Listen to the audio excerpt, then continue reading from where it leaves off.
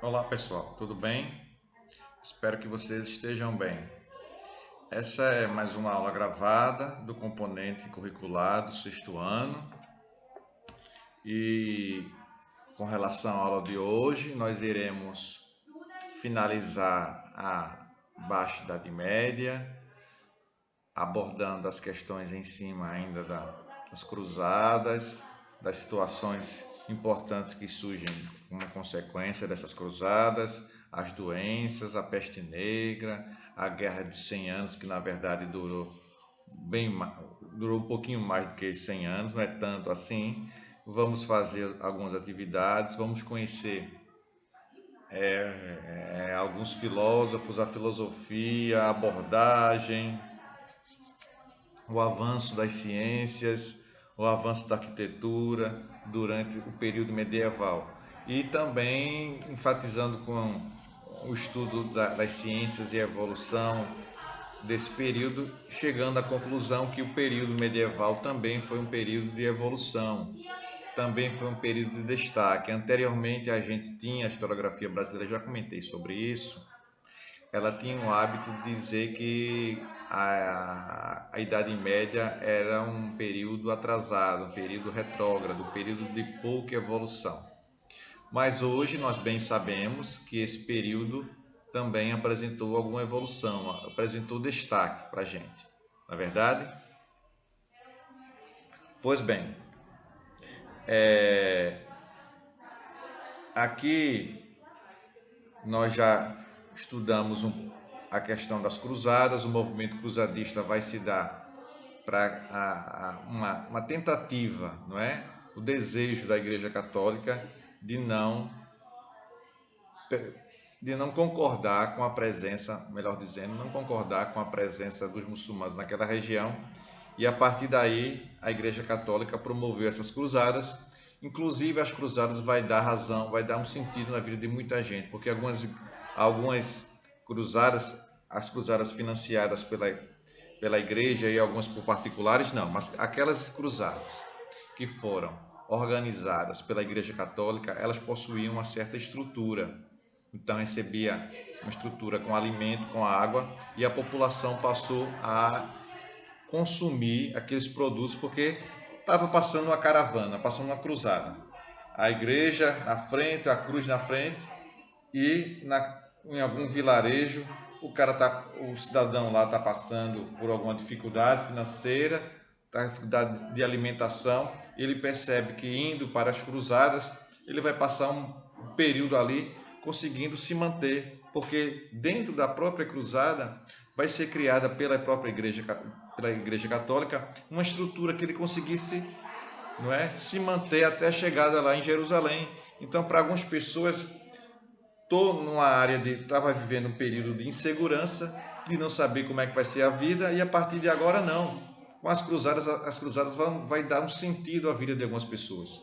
E algumas pessoas ingressam nessas cruzadas não porque tinham uma convicção religiosa daquilo que seria, mas porque passavam agora a ter acesso a uma concepção de vida, de poder se alimentar, não é? Uma conjuntura econômica que naquele período era muito difícil, e algumas pessoas não conseguiram se organizar e começaram a ingressar e além disso, não é, migrando, chegando em outra região, e a partir dessa outra região pudesse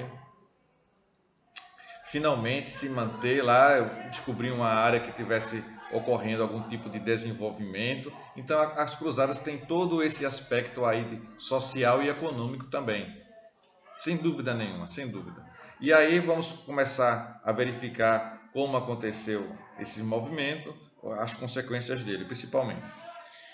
Eu me lembro que cheguei na página, abri o livro na página 324, e lá eu encontrei um mapa que vai mostrando quais foram os percursos a serem utilizados durante essas cruzadas aí.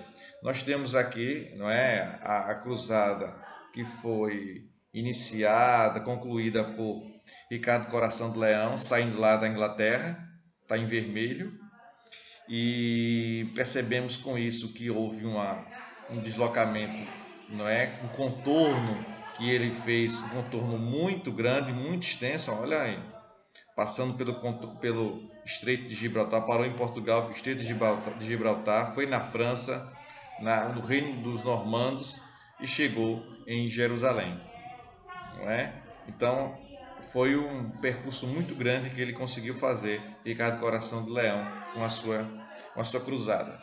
Filipe Augusto, em verde, aí, saindo de Marselha, foi um trajeto bem menor, não é? Bem menor, sem muitas dificuldades, vamos dizer assim.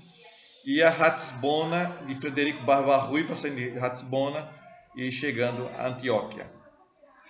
Ainda na página 324, nós vamos conhecer agora, conhecer as consequências dessa cruzada, né? A reação que vai ocorrer, toda essa evolução. Todos os fatos históricos aqui colocados. Das 8 cruzadas, 324, presta atenção aí, viu? Das 8 cruzadas, apenas a primeira, ocorrida em 1096, atingiu os objetivos da Igreja Católica. Ou seja, né? Das 8, somente um atingiu seus objetivos. Foi justamente essa cruzada que barrou a expansão islâmica, impediu a invasão dos territórios do Império Bizantino e reconquistou Jerusalém. As seguintes foram derrotadas e até mesmo humilhadas diante de vários massacres impostos pelos muçulmanos. Então, complicado, hein? Vários massacres. Então, a primeira, foi Deus que fez com que a primeira desse certo, que as outras não deram certo. O ano de 1187, sob a liderança do sultão Saladino, os muçulmanos derrotaram os cruzados e recuperaram Jerusalém, além de destruírem os reinos latinos e reconquistarem a Síria e a Palestina. Na página 325 fala assim, aliás, antes da página 325, ainda na página 325, nós temos aqui, uma legenda que trata assim. As cruzadas foram os acontecimentos político e religioso que tinham como foco o controle sobre a cidade de Jerusalém. Na imagem, São Bernardo de Claraval, abade e doutor da igreja, incitador dos movimentos. 325. A reação foi quase imediata. Em 1189, a Igreja Católica organizou mais uma cruzada. Desta vez, ficou conhecida como a Cruzada dos Reis. 3 reis de reinos diferentes se organizaram com um objetivo comum. Impedir, qual é o objetivo comum, minha gente? Impedir o crescimento do islamismo no mundo. Então, os 3 reis, não é, através de cartas, chegaram a uma conclusão que era necessário empreender nesse movimento cruzadista para evitar o avanço do islamismo. Agora, claro que isso não vai ser, essa organização não vai ser do dia para a noite. Isso tem um período, isso tem um tempo, que as informações pudessem estar todas bem amarradas, as informações, olha, rei, tu vai fazer isso, tal dia eu começo e vou seguir esse trajeto. Rei Ricardo, Coração do Leão. Rei Filipe Augusto, vou por aqui. Então a gente faz um acordo, chega a uma conclusão, define como é que será esse movimento cruzadista e temos lá a possibilidade finalmente de expulsar aqueles muçulmanos que estão habitando aquela área ali. Então, isso vai fazer com que os muçulmanos possam ficar, ouvi dizer que estão chegando aí 3 expedições, 3 cruzadas com os reis, com o objetivo de nos tirar daqui. Vamos se organizar para aqui. Não é?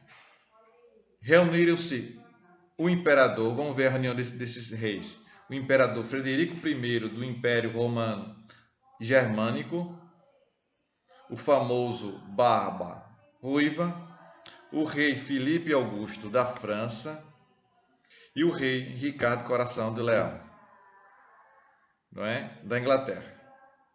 Barba Ruiva morreu e o rei francês teve de voltar à sua terra para controlar uma revolta. Apenas Ricardo Coração de Leão permaneceu e após várias vitórias e derrotas assinou com Saladino. Quem é Saladino? Um rei muçulmano. Assinou um acordo em que Jerusalém continuaria sob domínio dos muçulmanos, mas os cristãos poderiam enfrentar a cidade frequentar a cidade sem serem ameaçados. Então, a cidade de Jerusalém permaneceria, veio o acordo como foi assinado. A cidade de Jerusalém ficaria sob domínio muçulmano. No entanto, os cristãos poderiam frequentar a Jerusalém quando eles desejassem, sem nenhum tipo de problema, sem nenhum tipo de obstáculo. Deu para entender aí?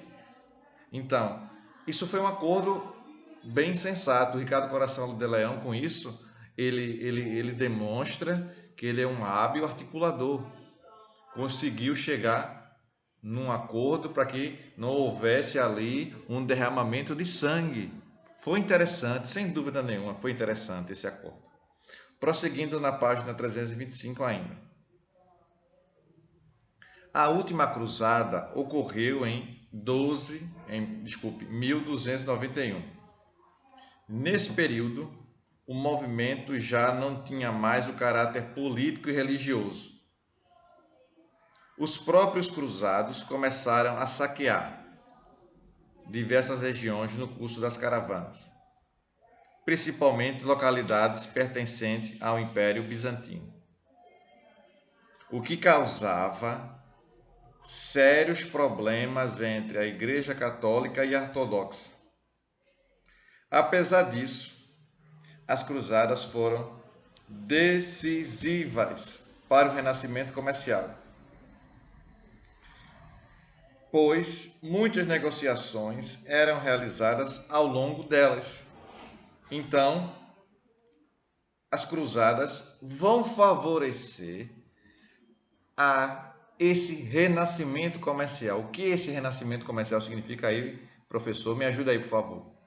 Esse renascimento comercial significa agora que vai surgir um incremento, uma novidade. Qual é a novidade? O aparecimento de moedas, o aparecimento lá das primeiras instituições bancárias.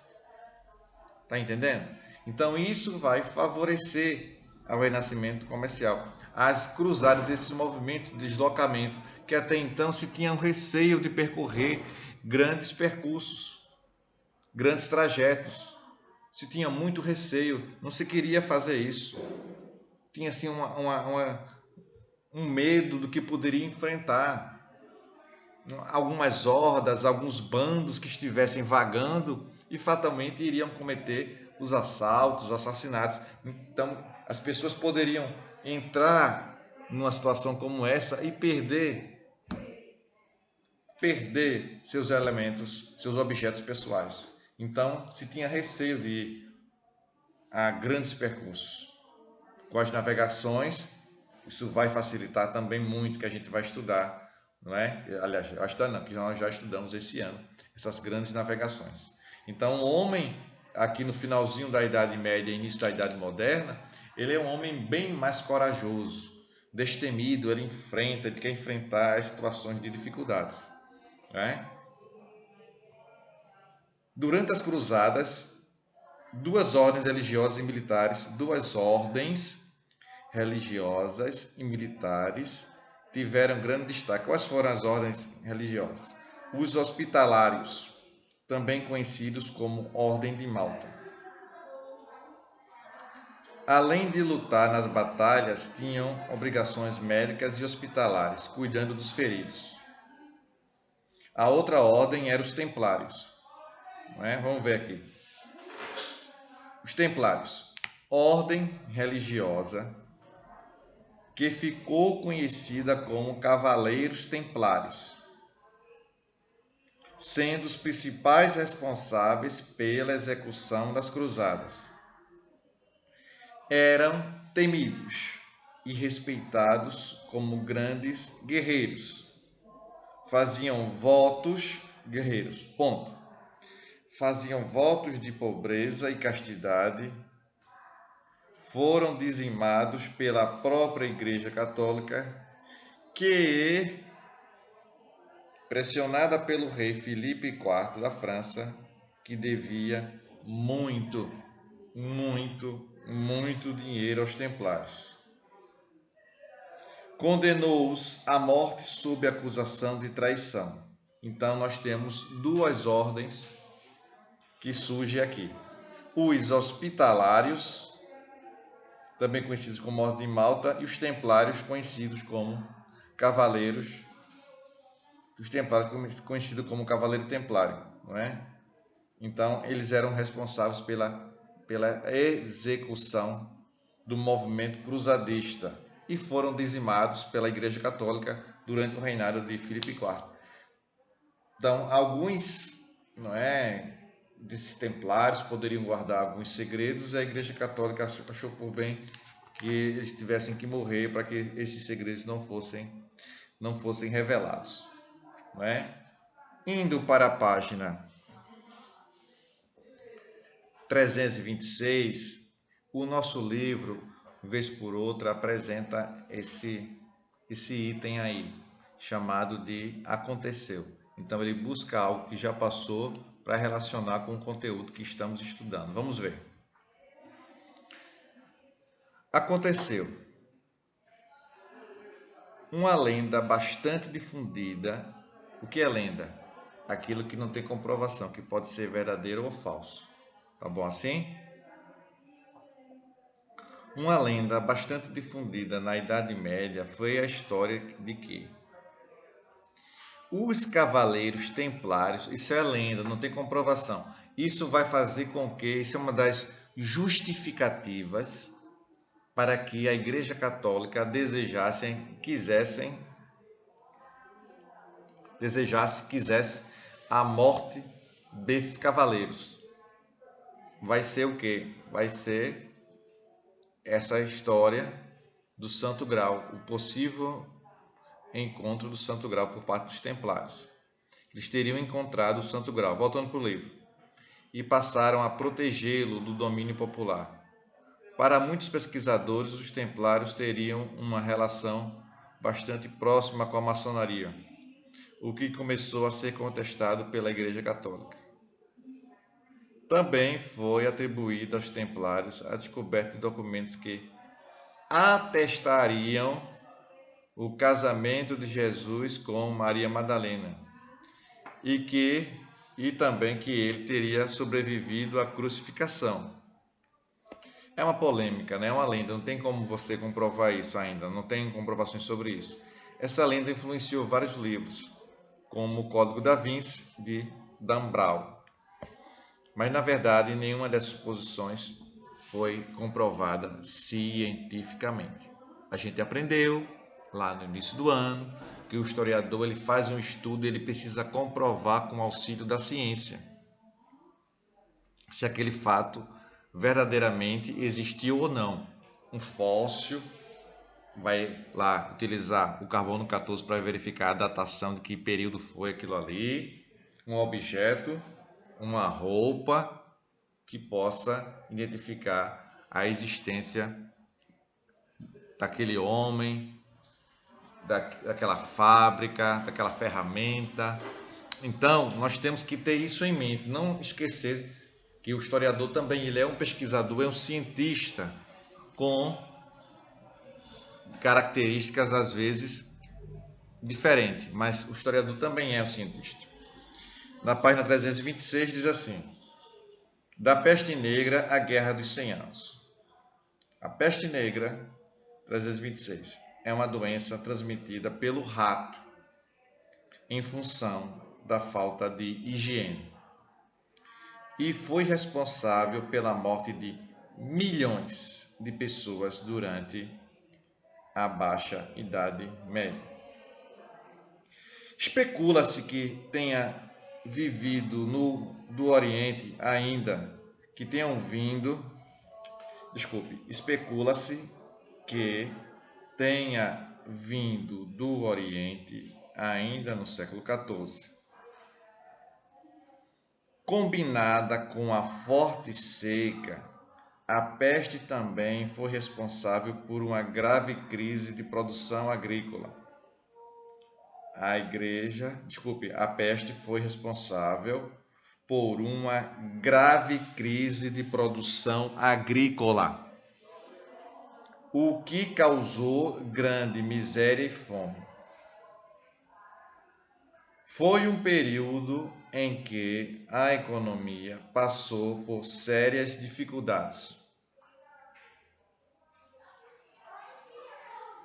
que atingiram até as classes mais ricas, como a burguesia. Então essa seca foi tão severa, que atingiu também os burgueses, não é? A gente trabalhou a burguesia na aula passada, essa classe social importante, economicamente muito forte, ela que determina as regras que são estabelecidas durante essa Baixa Idade Média em diante. Vocês ainda vão ouvir falar muito dessa burguesia, não é? Que nós começamos a trabalhar esse ano no 6º ano, mas no 7º ano nós vamos aprofundar cada vez mais a participação e como essa burguesia vai colaborar para o fortalecimento da sociedade já na Idade Moderna, tá bom? Para os historiadores, a peste 327. Para os historiadores, a peste negra não teria tomado as proporções que tomou se a falta de higiene não fosse tão grande nos centros urbanos. Não existia higiene, essa preocupação. Esgoto a céu aberto, não tratamento dos encanamentos, do saneamento, as comidas, os restos de comidas ficavam pela rua, não tinha essa preocupação. Então, isso é um campo favorável para o surgimento de várias doenças. Não fosse tão grande nos centros urbanos. Essa informação ganha força quando se constata que a doença de fato atingiu mais os moradores dos centros urbanos do que os camponeses. E aí tem a situação de explicação também. Muitas cidades estavam crescendo, a população crescendo de forma desorganizada e sem uma estrutura. Aquilo que eu acabei de falar, a gente vai ver daqui a pouco. A questão do lixo. O lixo espalhado na rua, falta de saneamento, esgoto a céu aberto. Tudo isso favorece o surgimento de doenças e a propagação delas, que elas possam se expandir e atingir outras regiões por conta dessa falta de higiene. E isso vai ser um dos motivos para o surgimento da peste negra, a falta de higiene durante a Idade Média. Se você vasculhar, tem alguns filmes que acredito que possam dar uma noção mais exata dessa situação em relação ao lixo, à imundície, tudo que ocorria nesses aspectos no final, em toda a Idade Média, principalmente em seu final. Tá bom assim? O que é que nós temos? Muitas das cidades eram superlotadas. Havia muito lixo espalhado e faltava saneamento básico. O esgoto corria pelas ruas. De toda forma, várias ideias surgiram na tentativa de se entender essa devastação. A Igreja Católica atribuiu a doença a um castigo de Deus, que não aceitava os leprosos, judeus e estrangeiros. se havia muito preconceito para com os judeus, para com as pessoas doentes nesse período. Não é? E nós temos aqui uma legenda que fala sobre a peste negra, a doença causada pelo rato, matou milhões de pessoas na Europa durante a Baixa Idade Média. Nesse período aqui, 327. Nesse período, muitos camponeses morreram de fome, ou em função da peste negra, não é? Ou em função da peste negra, ou de fome em função da peste negra. As formas mais corriqueiras, mais comuns daquela época de morrer, ou de fome ou por conta da peste negra. A economia europeia mergulhou, fez um tibum, então, numa grave crise. Os senhores feudais tentaram a todo custo manter os camponeses presos às terras, mas estes acabavam reagindo. Nas cidades ocorria uma redução salarial. Eu já mencionei isso. Esse nome salário vem do produto sal, que era muito utilizado principalmente para manter a conservação dos produtos, determinados produtos, como a carne, por exemplo.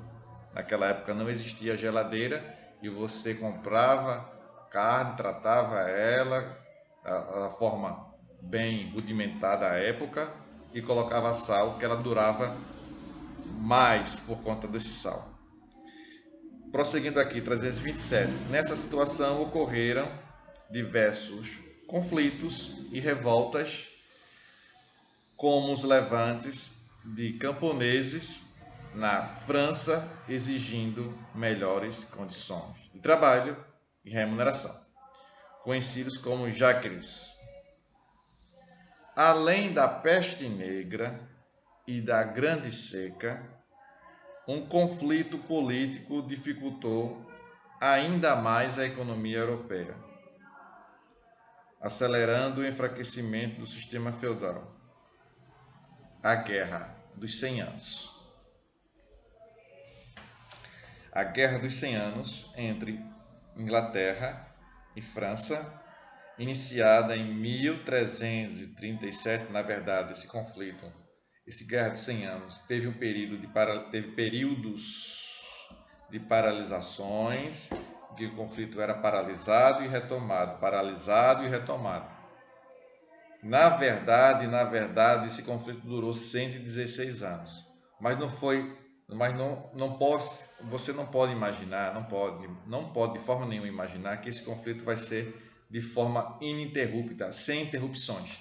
Tem momentos sim que esse conflito da Guerra dos 100 Anos ele é interrompido, dá-se uma trégua, um cessar-fogo, vamos parar aqui, para durante 1 ano, 2 anos, 3 anos, 4 anos, 5 anos, não é?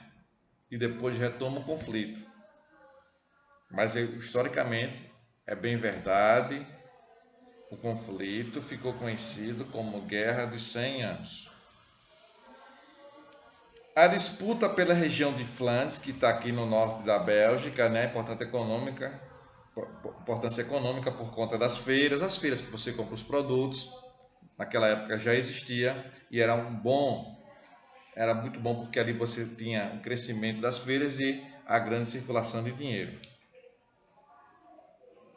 De França, que seria produtora de lã, e com o domínio da região, pelo incremento obtido com os impostos, interessava tanto aos ingleses quanto aos franceses, tornando-se a Guerra dos 100 Anos a primeira guerra que transformou profundamente a Europa Ocidental do ponto de vista político, econômico e social.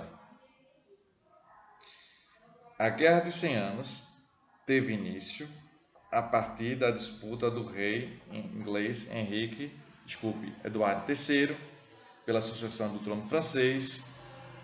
Este pretendia as coroas francesas e inglesas com o intuito de expandir o poderio monárquico inglês, não é?